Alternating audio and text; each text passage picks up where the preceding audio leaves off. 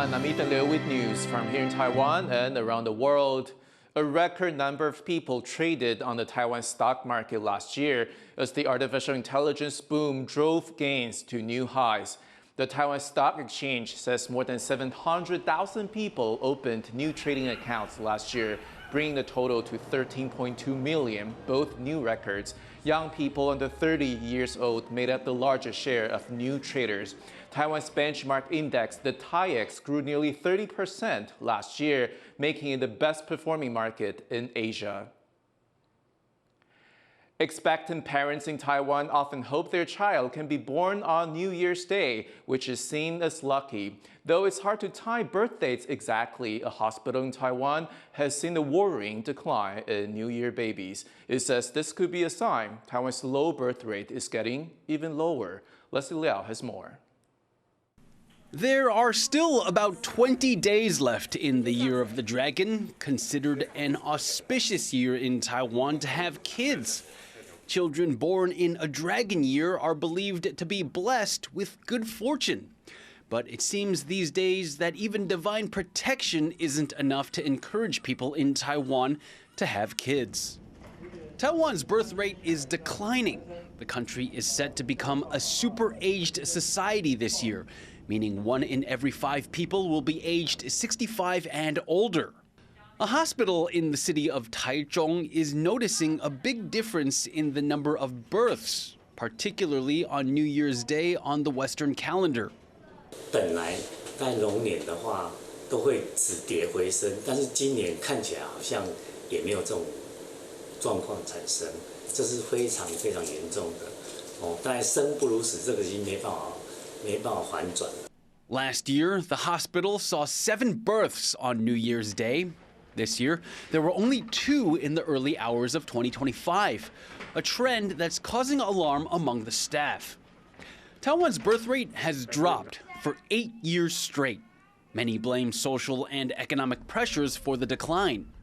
现在人都30几岁才结婚啊，受孕率跟20几岁的人比起来，其实就比较低了。等于是能够受孕的能力跟时间都比以前要少1半以上。Taiwan's birth rate has fallen dramatically compared to the past 2 dragon years in the 12-year zodiac cycle. 2 cycles, that's 24 years ago, 3 times as many babies were born as this year. Given that, Taiwan may need more than divine fortune to turn its declining birth rate around. Justin Wu and Leslie Liao for TaiwanPlus. China has announced the construction of the world's largest dam near its border with India. The massive project will be built in the lower reach of the Yarlung-Tsangpo River in Tibet, which is known in India as the Brahmaputra River. The dam expected to cost $137 billion. Once completed, it will generate 300 billion kilowatt-hours of electricity annually, more than triple the energy generated by China's Three Gorges Dam, the largest in the world. The announcement has sparked concerns in India and Bangladesh, who depend on the water that flows downstream from the river. To learn more about the implications of China's new dam, Otto Brower spoke to Ruth Gamble, a lecturer at La Trobe University. China has announced plans to build a new hydropower project on the Yarlung-Tsangpo River. Could you explain the significance of this project? This is going to be, as far as they've announced it, the biggest dam ever built in terms of the capacity that it will output. So at the moment we have the Three Gorges Dam, which is a massive dam, one single dam producing a lot of energy, and this will produce up to 3 times as much energy as the Three Gorges Dam. Mainly because not so much they don't have to build as big a dam, if that makes sense. Like the Three Gorges Dam is massive, and the thing that they're relying on building on the lower reaches of the Yarlung-Tsangpo is that the geography there is so unique, so steep, that they don't need to build as big a dam to get as much energy out of that space. Considering the dam's location near the border with India, how might this impact the dynamics between China and India? I think that building this dam is seen within the Chinese public, or like the Chinese scientific community and engineering community, as like the same as going to the moon. It's an incredibly difficult engineering feat, and they've been developing their engineering capacity in dams way beyond what anyone else in the world is doing. So the whole idea that you can develop what some people, not me, some people in the Indian media have been saying is a water weapon. That would be one massive reservoir. But if you have small cascading dams, then that can alleviate some of India's fears, and possibly, and like a big possibly, have less effect on the particular and unique environment of that region. For downstream countries like India and Bangladesh, this project will have a major impact. Will China address their concerns?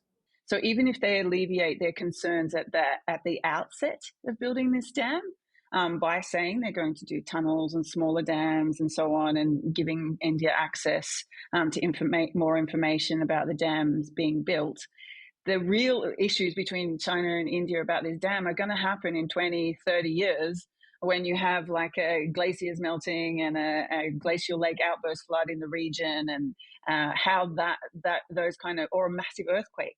One of the largest earthquakes in the whole region was right near this dam in 1950, the Assam earthquake, or the Assam Tibet earthquake. There was Ruth Gamble of La Trobe University discussing China's new mega dam.